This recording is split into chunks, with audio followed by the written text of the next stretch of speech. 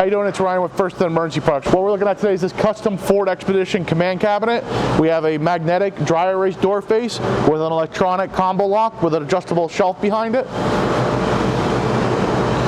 We have our radio faceplate with our 12-volt USB 110 outlets, and then we also have our HDMI pass-through to our SunBrite screen.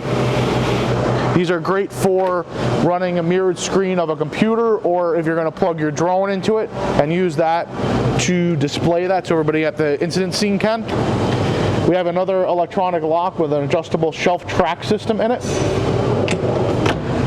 We have a laptop pull-out tray, also as a workstation. And then we have a flat pull-out work surface, so you can pull this out and you have room to work on your drone, get the thing set up. You can put plans on it, you can do whatever you'd like. If you have any questions about this cabinet or any other cabinets that we've built, please give us a call, shoot us a direct message, or shoot us an email.